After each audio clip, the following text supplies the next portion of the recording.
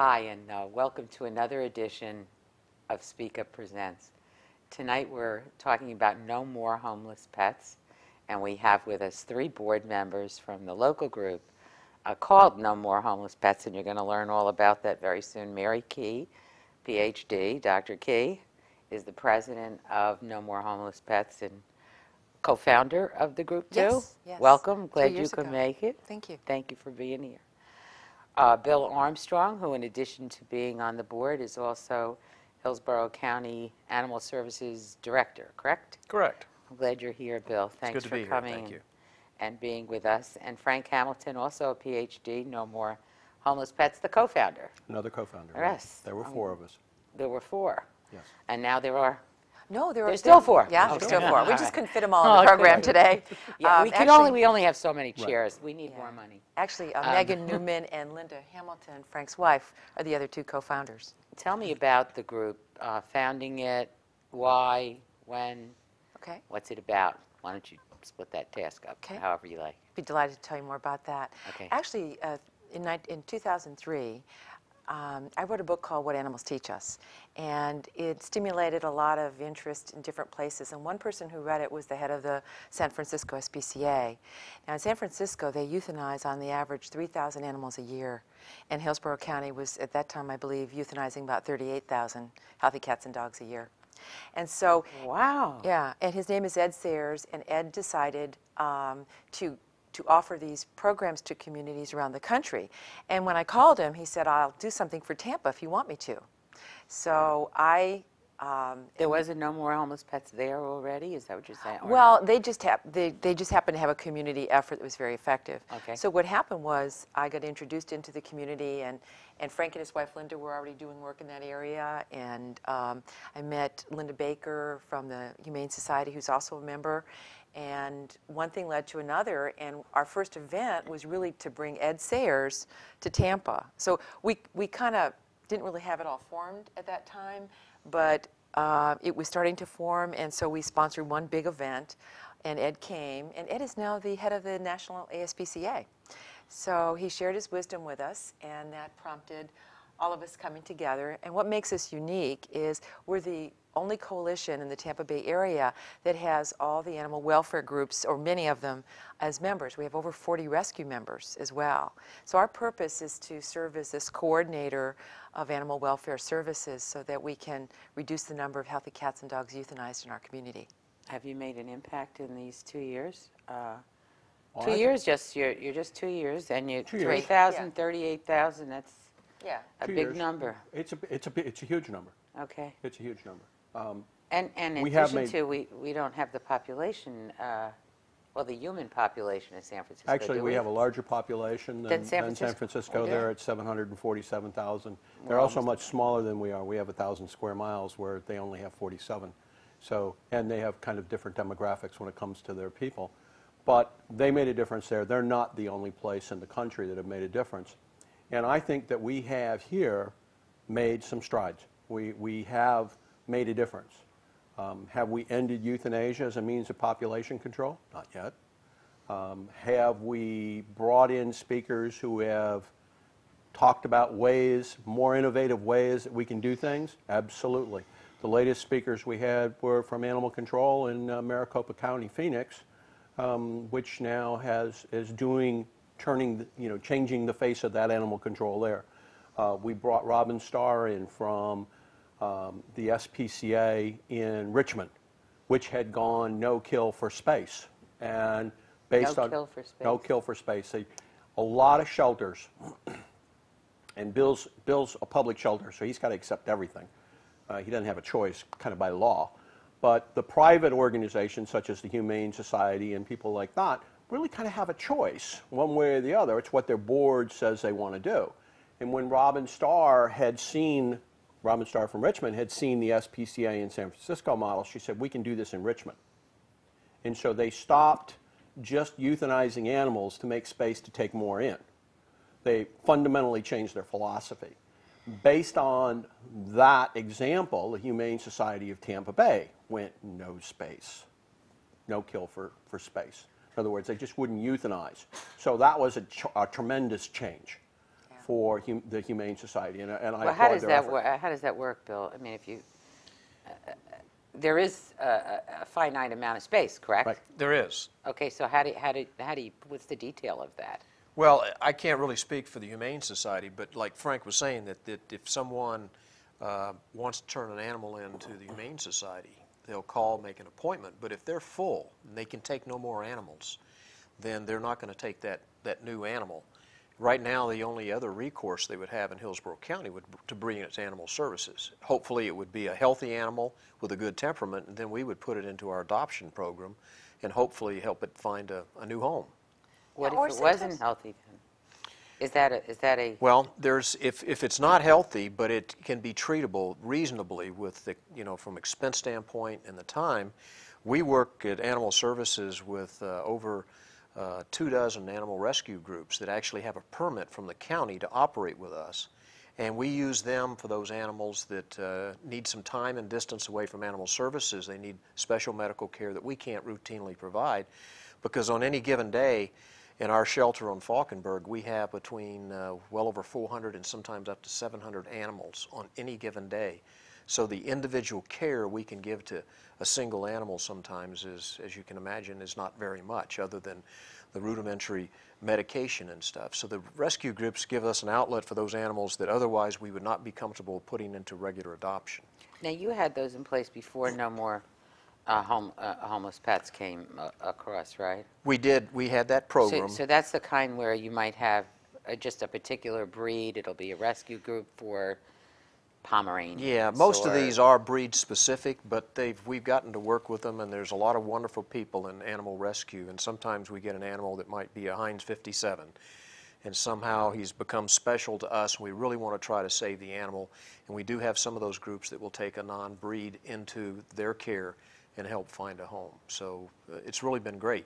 And what No More Homeless Pets has done is I think we've actually grown the number of rescue groups because they've gotten to know us as a staff and as an organization, and I think most of them have found out that we're not the enemy and that we can help place some animals. In fact, nearly half of the animals that go out of our front door alive are going to rescue groups in Hillsborough County. So that's a huge part of our ability to place animals in loving homes is through rescue. And just to add that although some of the rescue groups for dogs are breed specific, there are great groups like Cat Call and others that, take in cats. I noticed on your website that there were at least a dozen. Yeah, St. And Francis. maybe a couple of dozen on the dog side and at least a dozen on the cat Cat side. side of rescue. Yeah, we even have rescue a rabbit rescue group that belongs. Are these individuals primarily, or is it another whole group of people that just, I mean, I know I have a friend in a group I belong to who takes poodles. Yeah. She's in a group that just does poodles. Yeah, She always has 5 or 6 of them at one time, I guess, Yeah. and, Yeah, Fleshman, yeah. huh? Yeah, Sandy Fleshman. No. No, anyway, No. but, no, she does something else, that's right. But anyway, I think what we do is we have a vehicle. So some of the groups are real small, and others have a larger staff. So we might have some rescue groups that have a couple people, but others that, are quite big, that take in animals like St. Francis and others. So we have a really good representation, and I think what I like about what we do most is that because we have this representation across our community, and including some vets, we are looking for this common ground. What we need is more volunteers to help us because, a big part of what we do is educate, and that's why we're so thankful to have a program like this to be able to talk to our community about how we really need to more aggressively spay and neuter. And in fact, Bill has a program that is for financially indigent folks or people who really just can't afford to spay and neuter their animals through Animal Services, and then some of our other rescue groups and groups. I know we can do have a that. tape on this topic, and I wonder if we'd roll that and then maybe we can ask some questions about it. Okay. Can we do that? You had asked why we started this organization. And I think that the bottom line is that it has all to do about Blackie. Blackie was our first feral cat that just showed up in the backyard. He was too wild and too crazy to do anything with. We just didn't know what to do about Blackie. and Blackie had little boy kitties, and we didn't know what to do about them. So we started researching. I mean, what do you do about all these guys that are out there in the wild with no place to go and no homes?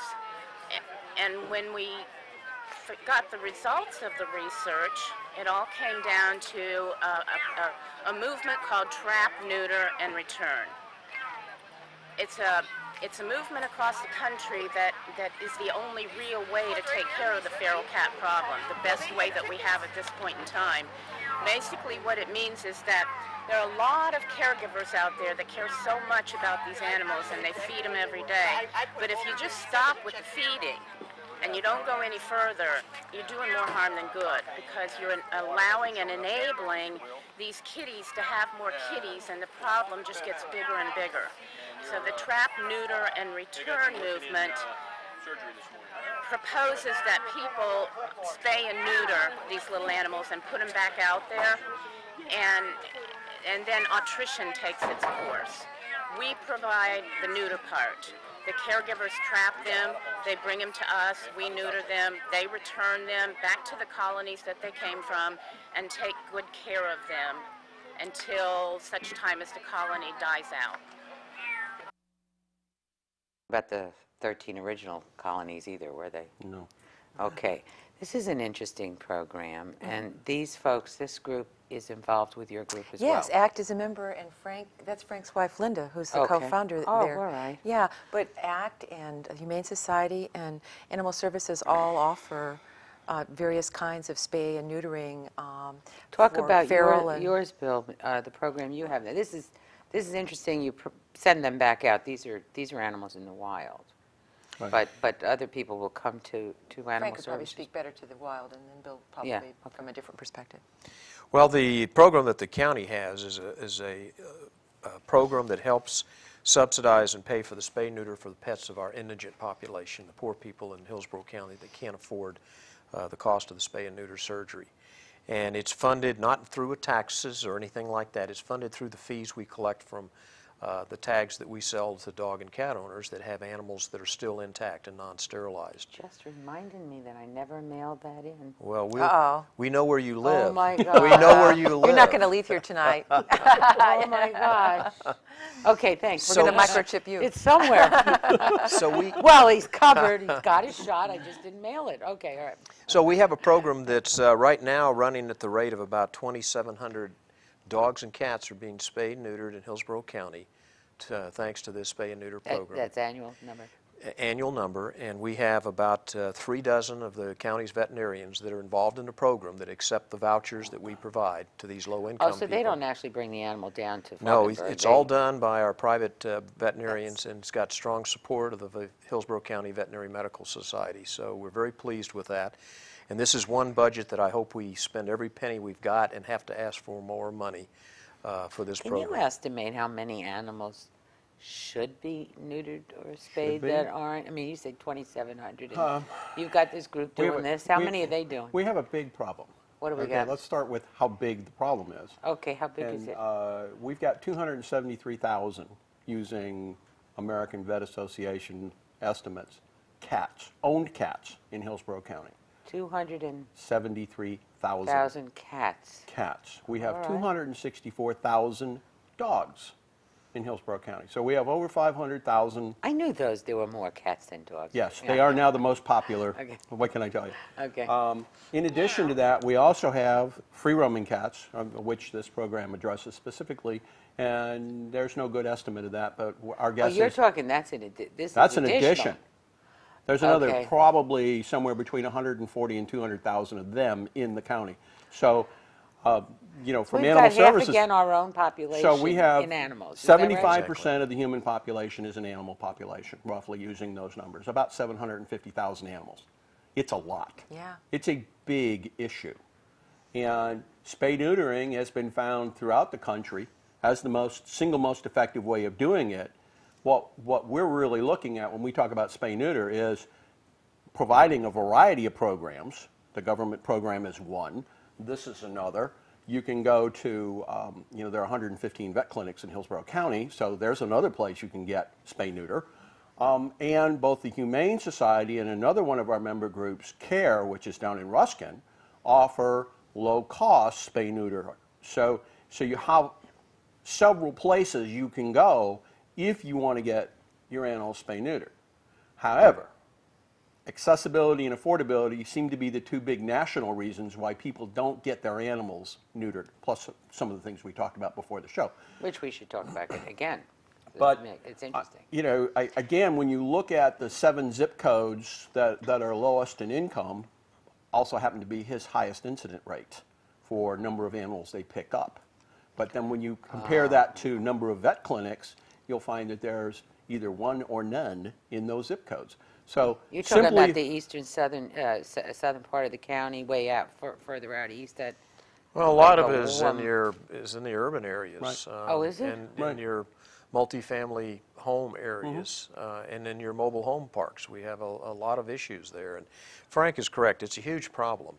And one of the visions that Pat Bean, our county administrator, has is to make Hillsborough County government the best in the country. And it's a vision that I think that we can surely strive for. But one of the things we have to do before, in my area of Hillsborough County government, is to somehow reduce this horrendous number of animals that my staff is being forced to euthanize on a daily basis. And it really comes back to what Frank was talking about and what Mary has mentioned, that spay and neuter is clearly a huge part of that solution. But so is education, and so is reasonable enforcement of local ordinances, our local animal ordinance. And if we can get the combination right and push that with bringing the folks that are in the No More Homeless Pets coalition group and get us moving and get the public energized, the people that own the dogs and the cats, to question, why is my dog or cat not sterilized, instead of just letting it have another litter. My office is situated where people that are going to turn animals in have to walk right past my window. So throughout the day, I see people driving up to Animal Services in all kinds of vehicles, all kinds of makes, and representing probably all levels of our society in Hillsborough County. And I can tell you what they're bringing. They'll be bringing a box, and I can tell you what's in that box. It's probably a litter of kittens. And if there's no mom and they're nursing, we have no way to sustain them, because we don't have enough volunteers that will literally feed a kitten every 3 or 4 hours. We have probably none right now. So we've got to break that cycle, and it's going to take the parents and the young children that are growing up to understand that we must get these pets fixed, because when they have an additional litter, there's a good chance that some of those animals in a number of months or years are going to end up at my facility, and I'm going to have to ask some wonderful people to kill those animals, because there's just too many. Not enough homes for them. Many of the animals that come in have got emotional stress issues, they're fearful, and they have got health issues, but many of them could be adopted, and so we need to pull together. I didn't realize how big the litter problem was. Yeah. That's It's what it is. huge. We've got a caller. You're on Speak Up. Hi, my name's Pam Backer. I'm with the Humane Society of Tampa Bay, and I just wanted to kind of join in and say how happy I am to see that members of the coalition are together, and applaud everyone. We are very, very proud to be part of this coalition, and the subject of feral cats, just wanted to mention our spay-neuter clinic that we work with rescue groups as well as ACT and Bill with the voucher program. And we're just really, really proud that we all work together so well, and that we're really making some progress in making Hillsborough County become a No More Homeless Pets County. Thank you for calling Thank and you. letting us know that. Thank you. Appreciate it. They do a great job. In fact, the chair of the board, Holly O'Brien for the Humane Society, is on our board, and Linda Baker, the president, and Pam. They are so generous with their resources and helping us all. Is part of the, well, I know you're doing a lot of education, and you're putting the coalition together, getting everybody working together. This is all terrific stuff, but is it that no one really knows out there that all this is available to them? Is it the awareness problem? Because certainly, you know, our station right here, our channels do community bulletin board overnight. We have plenty of places for you to put notices up, and of course you can always have a TV program here because it's your channel, and if you'd like to, and talk about these issues, and some of your folks do. John Moyer, for one of John them. Moyer's on our board. Yes, and he does. Voices and of for course, Animals, yeah. we do, our outreach department produces a show out of, alternates between Animal Services and the Humane Society, and we've gotten reports back that every animal that's been on our show has been adopted. So we don't know whether it's from our shows, but I know that a lot of our people have already adopted them when they're out there shooting the shows and so forth. So we're happy to be helping in that way. But is it a question of awareness that people don't know? I mean, you just said accessibility and affordability. Affordability, and then there's, And there's an a education bunch of, awareness. pardon this, Yes, could I use the term blockheads that are not, no, that's not the right. I don't know if I go Okay, wait. that far. All right, what's the word? I think Bill People who hit don't it. know that they should go get what, People who don't know. that it's a good thing you to know, do. there's sometimes we get accused of not knowing what we don't know, and it's Right. just not knowing. That For it's- example, and Pam called and said, the Humane Society has a wonderful clinic, operates 5 days a week, low cost, spay-neuter clinic. It's a phenomenal clinic, but a lot of people just don't know it exists. Okay, well, let me address it a different way, because, and I apologize for saying blockheads. Let me say it this way. Some people do honestly think that spaying or neutering a pet is going to cause damage. It's an unnecessary surgical procedure. It might actually affect them. I know that's, I've heard that before. Have you not heard that? as Sure, it's well? a fallacy. And can you address that? Yeah. any of Well, you? Because- it's totally the opposite. And it probably took me a long time in my own personal life before I realized it, but if you think about it, these animals will get some of the same diseases that humans get, and they will get cancer, they'll have eye problems and cataracts and things. And so a lot of that can be taken care of and reduce the risk of cancer and some of these other diseases that pets will get and die from if they've been sterilized. And so any veterinarian in this county could educate people if they'll just listen about the value of that. It's going to reduce your future medical bills, your vet bills. It'll get you a cheaper registration with a county tag, just all kinds of benefits. It'll be less aggressive, less tendency to wander off.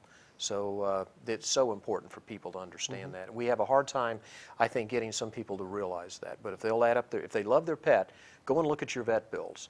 And if the dog is 8 or 9 years old, there's probably some things in there, had it been sterilized, that you wouldn't have paid for. I'd like to add to that too, because I think, Louise, you're really talking also about the sociological issue here, that some people honestly believe that somehow, especially like if it's a male dog or something, you take away its virility by getting it fixed. And there are people who just think that it's not a good thing for the animal, for a cat or for a dog, and yet, as Bill's been pointing out, the opposite is true. So one of the things we face is awareness. Part of it is education, letting people know about all our different member organizations. We do adopt-a-thons, and adopt-a-thons are wonderful. It brings us all together as a coalition, and we do have a lot of animals to adopt, so we're glad to hear you're doing, you feature animals, but adoption doesn't scratch the surface. The root problem gets treated by the spay and neutering, because it's amazing. You probably know the statistics on this, but it's amazing how many, one cat can be responsible for so many different cat lives. I mean, it's like thousands. Well, actually, Is that right? you How can many? break it down and say Yeah. that a male and a female cat, in the space of 16 months, will have 36 offspring. A female cat can get impregnated by 2 different cats and have their litter. Right. And we have an extra birthing season in Florida, so it compounds the problem. We're in the subtropics. Yeah, subtropics And- has, yeah. And it doesn't get really cold here at night. I mean, today being well, withstanding. Yeah. So animals that exist outside, they don't die off like they might in New Hampshire. So we've got 3 breeding seasons. We've got the kind of weather that just creates the opportunity for more animals to exist. And as long as they have food, they will procreate. So our goals for No More Homeless Pets are to make the community more aware and to offer education. We want to make people aware of all these different services we've been discussing for spay and neutering.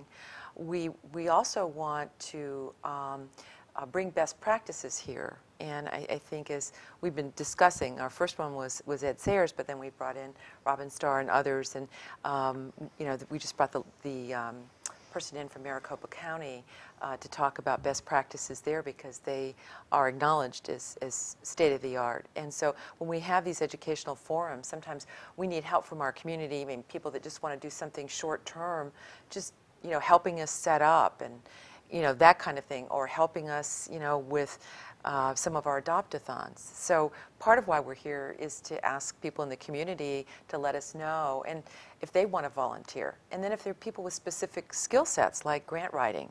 One of the things that we're considering now is a grant from Maddie's Fund. Maddie's Fund was started by the PeopleSoft people, and Maddie is the name of the dog, their dog. And it's a fund that's national, and you have to do a lot to qualify. And one of the things you have to do is have a coalition like this. You have to show that all the animal welfare groups in your community are working together. And with the veterinarians. And, you know, some of our veterinarians are very supportive, and some don't know what we're doing. And, you know, we don't want to be positioned ever like we're competing with them. We want to help eradicate this problem. Our goal is not to take, you know, business away from veterinarians either. So that's interesting, because there would probably be that competitive. We're going to take a break, and we'll be right back to talk a little bit more about some of these plans that you have. Be right back.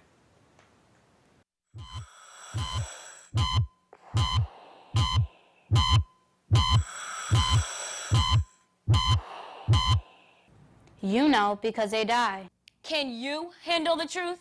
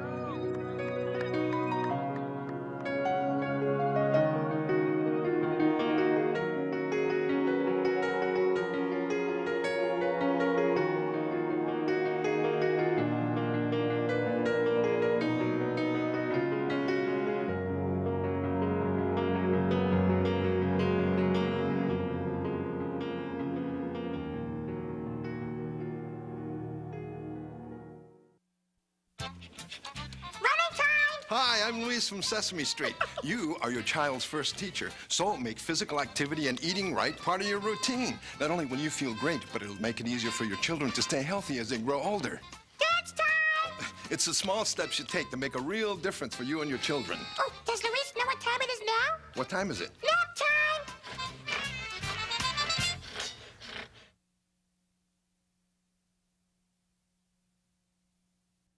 Can I help you, sir? I found these over by the stairs.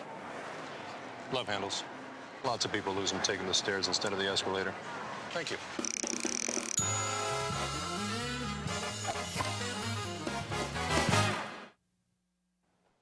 Hi, we're back, and we're talking to folks from No More Homeless Pets in Hillsborough County, Mary Key, Bill Armstrong, and Frank Hamilton. And we were just talking about competition and maybe vets feeling like you're being competitive if you have some nonprofit programs, but then also adopting. Does this affect the people? When you have adoption programs, do the places, the pet stores that sell pets, worry about the fact that it would be better if we went? My dog is a rescue dog that I have right now, and I would rather get a rescue dog than go to the store and buy one, because I'm thinking this is a big problem. I can probably find one of these that could be euthanized. So is this a big problem, or? Well, there's some retail operations like PetSmart, for example. They're just wonderful. They're like a place that a lot of our rescue groups can bring their animals to be adopted. But then there are other places that do irresponsible breeding, and just adds to the population problem. So even though they sell pets, they don't mind taking in?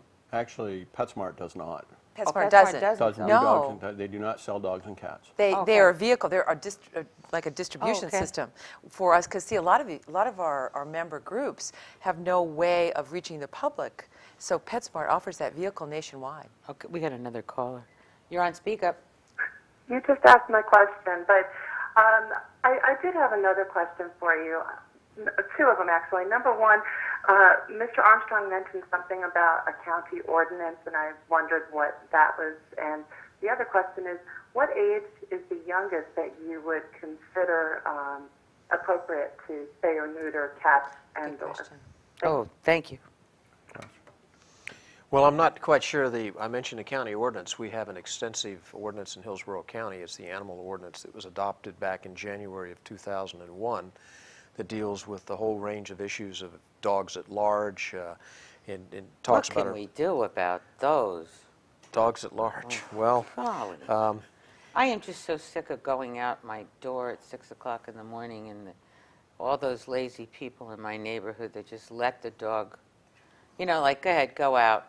And it's a very big dog or a scary dog, and maybe They leave a very big pile. So not only do they leave a big pile, but they scare my little dog, and of course myself. I want to let's go and get back in there right away because I don't know who's coming by here. I mean, Well, but it's one of those 6 o'clock, 7 o'clock in the morning deals. Well, if you'll wait till about 8 o'clock and call 744-5660, that's Animal Services. Okay. And generally, if we have a report from a citizen about a dog that's at large running through the neighborhood, we would send what we would refer to as an official notice. It would be a notice that to the dog owner, assuming you've provided us an address, and we would say that there's been a report your dog is off your property and on the others that don't want it there. Please take care of that.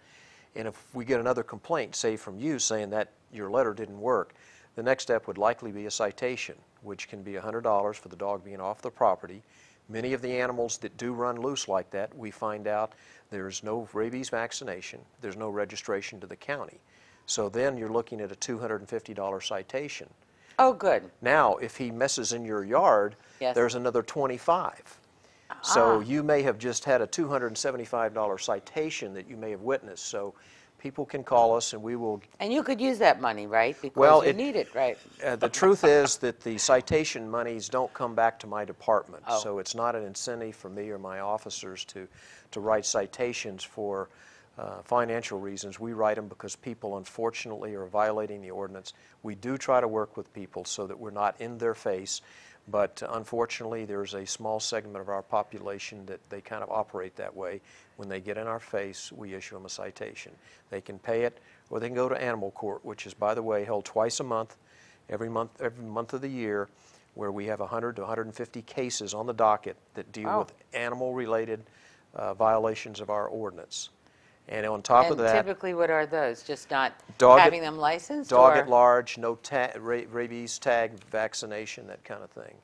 And in addition to the animal court, which is a civil citation process, we're in court some days, literally every day of the week, in front of a judge or magistrate dealing with an animal-related issue that's gone beyond the civil citation process. And we're very active in prosecuting animal cruelty and particularly dog fighting, and that's in the criminal courts. And there's several people that are now in jail as a result of investigations of dealing with animal cruelty. And the only time we ever see is when you come into it's in the newspapers and somebody's got 40 animals in their house and are not doing very well and there was a they're case scattered. a while back where Jingles, people it's were just- like torturing cats and killing them.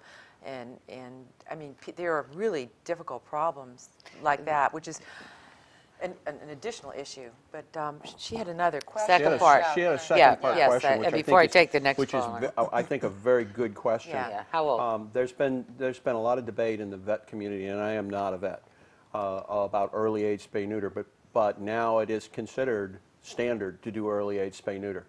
And my best advice to her is, if she has a vet, talk to them.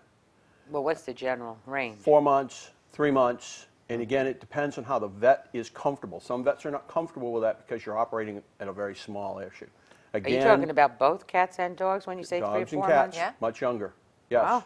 So you get them before they have that before they go into heat the first time, which is good because then they're you know, behavior modification while they're growing up and all the other good advantages of that. But there are a number of vet practices in this county that practice early age spay-neuter. They will do it. They have no problem doing it. So Wait, we've got good question. another caller. You're on Speak Up. Yeah, I'm just wondering, my cat got lost a couple of years ago, and I had a microchip put in my cat, but when I went to Animal Services and, you know, and they looked in their computer, they looked up in their computer to see if my cat was located, she wasn't in the computer. So I'm wondering, what, as far as the microchips are concerned, how well is the system working? And is it backed up, or I was just a little bit worried because, like I said, she wasn't in the system when I went to go look for her. So I guess that's my question. How well is that system working? All right, thank you. Can you show that again, what you Yes, because I wanted to see what one looks like, too. You've got it up. Yeah, the microchip, as you can see, is about the size of a grain of rice. And it's implanted. That's what's in the center That's of at that the center right of that now. piece of plastic, you see a little tiny thing, and it's injected with a needle, usually between the shoulder blades on dogs and cats. And it can be done without anesthesia. It will depend on your veterinarian as to how they want to do it. And the beauty of this thing is what happens is when you take a scanner, a device, and you scan the back of the animal, you can hold it 12 inches away, and it sends out a radio signal, and what you get in return from that little microchip is a unique number. And that number comes back, and then it tells us that number. We can call the manufacturer, and they can tell us who had that microchip implanted. Now, the problem we're seeing with microchips, they're wonderful. We believe, at least based on the history of these, that they're lifelong identification for your pet, is that people register their animal, but then they move. And we're finding animals, by the way, we scan for microchips when an animal comes in, whether it's brought in by a person or picked up by my staff. It's also scanned again before it's adopted out, before we give it to rescue, or before we euthanize it a second time to make sure that we didn't miss it. Now, we don't at Animal Services have a mass registry of all the microchip numbers unless the animal was adopted from Animal Services. We would have the number. So that's why this person, the caller, could call there and say, did you find my, oh no, do you have the listing? Yeah, what could have happened in that? Well, in that case, I would make an assumption that, because we do have a policy of scanning twice, that we did not have her cat. That did not come into Animal Services. Because as soon as we get a microchip, immediately hopefully the same day, we have people that are trying to connect the dots about, okay, where is that person? We call them direct. If we can't get them direct, then we're going to try every means. We have phone books that are reverse phone books. So if we have a phone number and we have an address, we can try to contact neighbors. What happened to the family that lived next door with a cat? And if they moved to Pinellas, we'll try to find them and then reunite them with their pets. But you're not sitting with you're actually not notified of the implant. You're just, if you find the implant, then you call a company. I think that's where this. Well, that's correct. And now we've got on our rabies vaccination forms, which people need to have. Either it's at their veterinarians or we mail it to them. There's a place to put the microchip number. So if that person's cat does come in, one of the first things we do is we look to see if we have the number. Line it up. But if not, then we call the manufacturer and they tell us who they sold the chip to. Now, if they sold the chip, in many cases, and most likely, it's to a veterinarian. And if that person didn't register, the owner of the cat or the dog didn't register their name, their address with the company, then that's where the connection is lost. So, so the vet isn't responsible, or the no, vet but we been, would call the vet if that's the last trace. We would say we have a cat that's a calico and it's got a microchip that was sold at your clinic. Do you know who your client might be that would own this calico?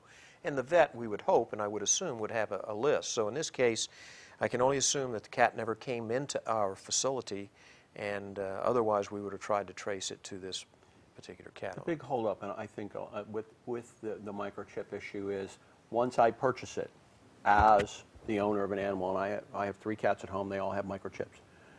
After they got the microchip from the vet clinic, we had to fill out the paperwork, send in a check, and register to the company. And then, like Bill said, we've moved. So we then had to call the company and say, we are no longer at this phone number, we are no longer at this address. So it's not only did I buy the microchip, but am I keeping the registration current? And that is an issue. That's a problem. That is a big issue. And We have another sometimes- caller, too. Sometimes they're not put in correctly. You're on speaker. Hi, yes. This is Joanne Wagner, the veterinarian at the Humane Society of Tampa Bay. Oh. And I just wanted to add one small comment concerning early spay and neuter. You've touched on that topic, and I know a caller did call in concerning it. It has proven that you can spay and neuter either a cat or dog as early as 8 weeks of age.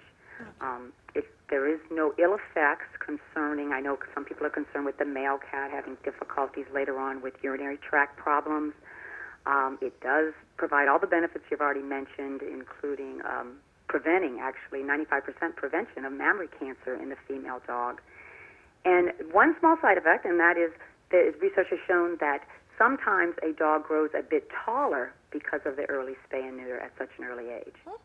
But certainly, and I have had many conversations with veterinarians in our community, and they now are accepting the idea of early spay and neuter without any difficulty. And again, as long as that pet has been checked by their veterinarian, the vaccine program is started. Remember, puppies need to be vaccinated every 3 weeks till they're about 16, 18 weeks of age.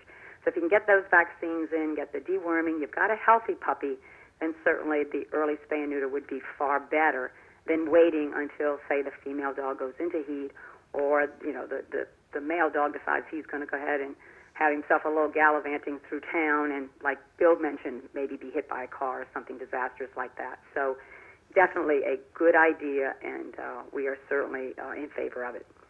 Thank you. Thanks for clarifying that for us. Oh, you're quite welcome. Appreciate it. That's what I would have asked. And actually. I think we have, veterinarian's another. opinion. We have another roll-in on spay and neuter, spaying and neutering. Correct? Okay. Can we see that? Joanne Wagner. I'm the Humane Society veterinarian here at the Humane Society. And once a month, we have ACT, Animal Coalition of Tampa, come and bring all of their feral cats, and we spay and neuter up to sometimes 150 cats. It's something we love to do. It's the only way we can control the feral cat population. So they're spayed, neutered, vaccinated, and ear-tipped. And that way, if they should be trapped again, we certainly won't have to do much with them except let them free and let them go and capture someone else. Why do you do this? Why do I do this? Because I loved it. I enjoy what I do. I enjoy spaying and neutering. I know that every time I spay a female kitten, I know she's not going to produce anymore. And so I can at least turn that faucet off and not have those cats being turned in here to the shelter or animal services, where many times they're not able to find homes. That was Dr. Great Joanne little- Wagner that called That's us from the who Humane just called Society. us. It was one of our And normal she homeless used pets a members. wonderful analogy. When we talk about the issue of overpopulation, it is much like walking into your kitchen and seeing the faucet running in the sink and the water flowing on the floor. What do? You try and turn off the faucet. You don't mop the floor. Turning off the faucet is doing the spay neuters. That's the first thing we got to do. And it's critical because today is probably a typical day at Animal Services. That means that about 100 dogs and cats came to my facility, and not very many of those will probably leave alive. Total out of the 36,000 animals that come into Animal Services every year, and that number is growing up as our population goes up, the number of pets coming to my facility is going up, that we're not going to be able to stay with that as far as my staff is the growing numbers. We've got to turn off the spigot. We're only able to return about 2,000 animals out of 36,000 to their owners. The microchip that we just talked about, if I had my way, mandatory microchipping for all dogs and cats in Hillsborough County. I don't know that we're ready for that yet, but I would love to have that, because every day that I walk back and I look in the kennels, I'm looking in the eyes of a dog or a cat, and the chances are 1 in 7 that animal is going to live. And it's very sad that we have so many animals coming to our facility in a wonderful community like Hillsborough. And so we've got to get the message out, and people need to understand the importance of spay and neuter, financially, medically, and so that we can stop killing this horrendous number of animals in Hillsborough County. Do you think so many of the people, if only 2,000 of them are being found, is it people just don't want to be found? You know, I mean, it's, I found a apso about a year and a half, 2 years ago, which I was able to place with a friend of mine in St. Petersburg who had just lost a dog, and I put ads in the paper. I called Animal Service. I'm thinking, what in the world? Why would you? I mean, this is a really neat little dog, and my last Pomeranian was found by a friend of mine who then talked me into taking the dog because she could, and came to the, was at her front door one day when she went to pick up the newspaper, and I think, well, my God, these are not even the Heinz 57 variety. These are dogs that usually you can get $200 or $300 or $400 for, and they're just letting them go. I mean, how is that? How does that happen? It just tears me up that people will take a living creature like that in and call it a pet, and then when it's gone for so many days, and they don't look for it. And with cats, it's terrible. The number of cats that we adopt out is well less than half of the number of dogs. And I think that one of the problems with cats is a lot of people have outdoor cats. I used to have one when I was much younger until I knew the dangers.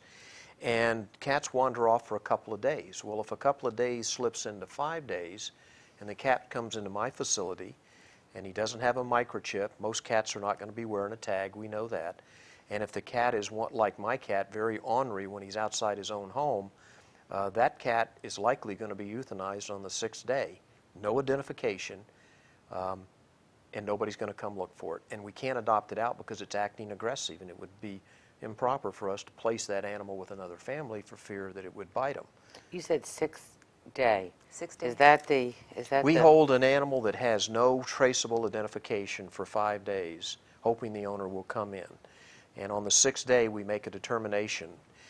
Is it temperament-wise? Is it not a biter, not aggressive? And if it's got a good temperament, then it's checked by my veterinary staff to check for feline leukemia, heartworm, those kinds of things. And if it passes all of that, then it's given a proper vaccines and things, and spayed neutered if it's not already spayed and neutered, put into adoption, or if it has medical problems, perhaps go into rescue. If it's got temperament problems, it's likely not going to go any further than that. It'll be euthanized. We just cannot afford to put an animal where my staff knows it's been aggressive because of the issues of someone getting bit and the liability issues to county government. How much space do you have for how many can be available for adoption? Well, we've got 20 dog runs. We're going to increase that, and then we've got equal number of cats. But we have a hard time keeping enough animals. I know this is hard to believe in adoption. One of the issues is that, again, if people wanted to come to Animal Services for a tour, I'd be glad to take them through. They could look at the animals and see that just by the way they're acting, that's not the kind of animal you'd want in your home. They're fear aggressive, they're outright aggressive, they're mangy. A lot of these are not very aesthetically pleasing to the eye. They're ugly dogs. And so those animals are simply not going to get into adoption. If it's healthy and ugly, we'll put it in adoption. And sometimes they're shown on programs like this wonderful program, and then we can get them adopted because somebody will fall in love with them. But it's a challenge. I did want to say something. Not only Bill's group, but the Humane Society and other of our members really need some help with volunteers or people who are willing to foster animals for a while, because we don't have enough people to do that kind of thing. So they just take them in, not permanently. Right. Oh, I didn't realize that you had those kind of programs Just too. about every rescue group has a foster program attached to it simply because they get more animals than they can adopt out. And so there's got to be a place where you can have an animal get love, affection, and care for a week or two, for a week, or a 2 month weeks, or 6 something. weeks. It depends on the length of time it takes to adopt them out. And Bill has exactly they have a foster program there. And again, finding people that will do that takes a very special person. But those people because are you're cherished. likely to fall in love with the pet too, and then you. That's okay. That's but we okay, don't want to burden people either. Yeah. But if people are interested, I think our website.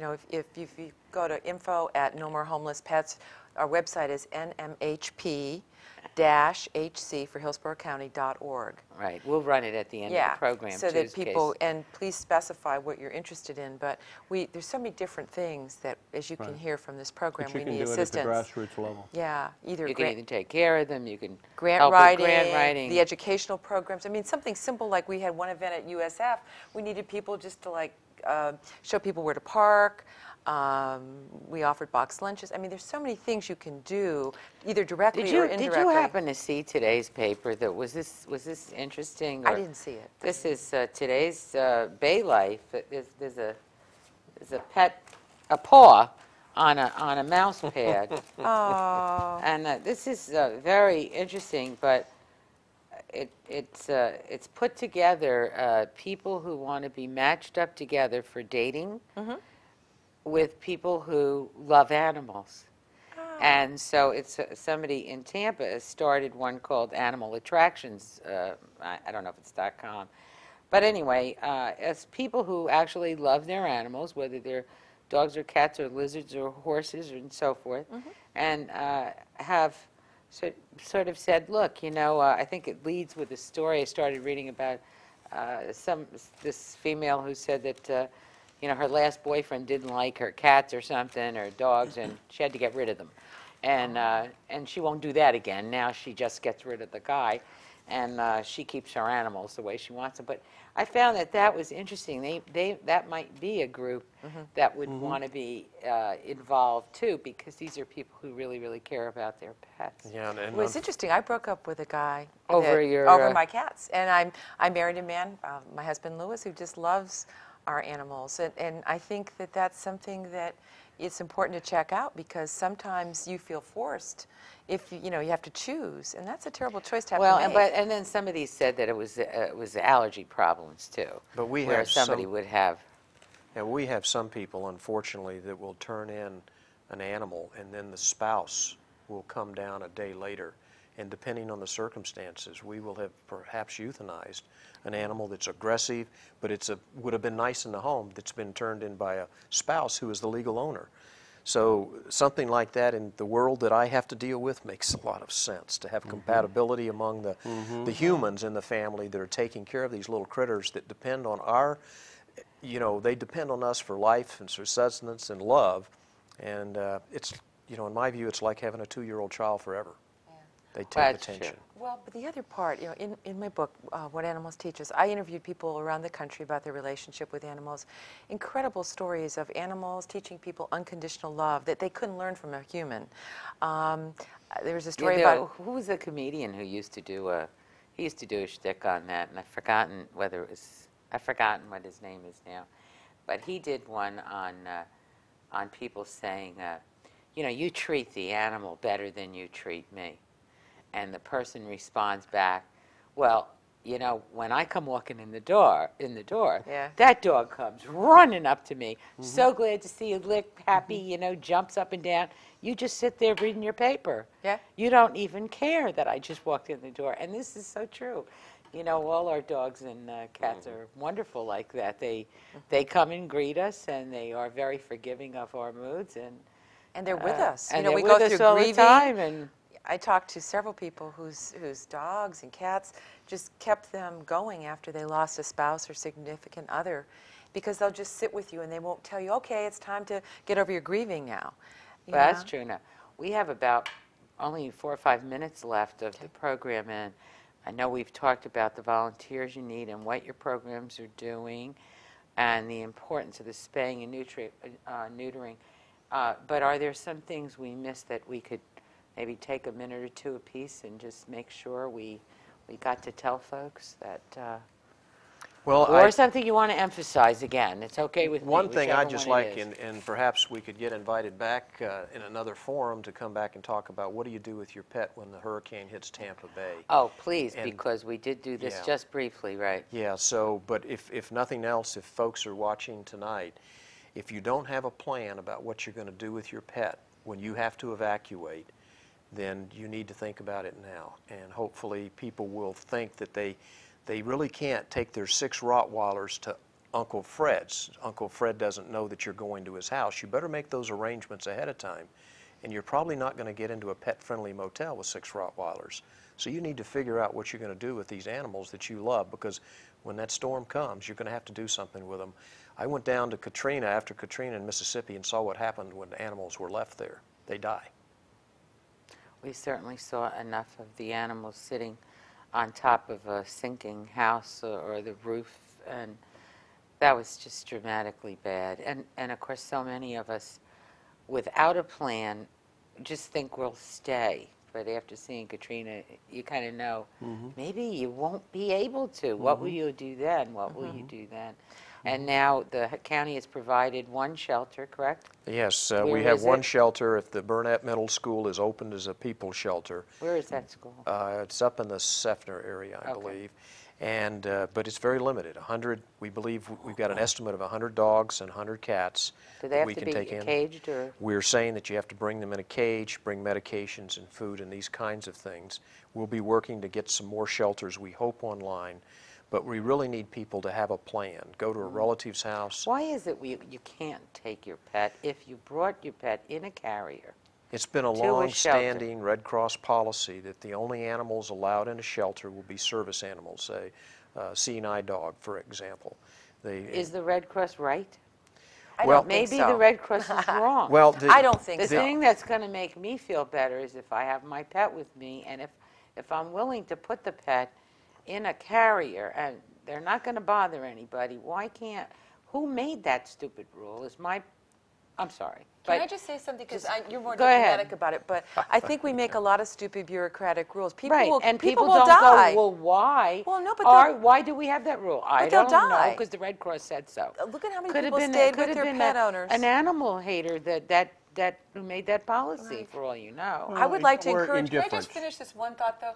I would like everyone in Hillsborough County that cares about their pets to talk to their school boards, to get the schools to consider allowing at least more schools to do this. And one of the things people will say is, oh, well, they're going to get allergies.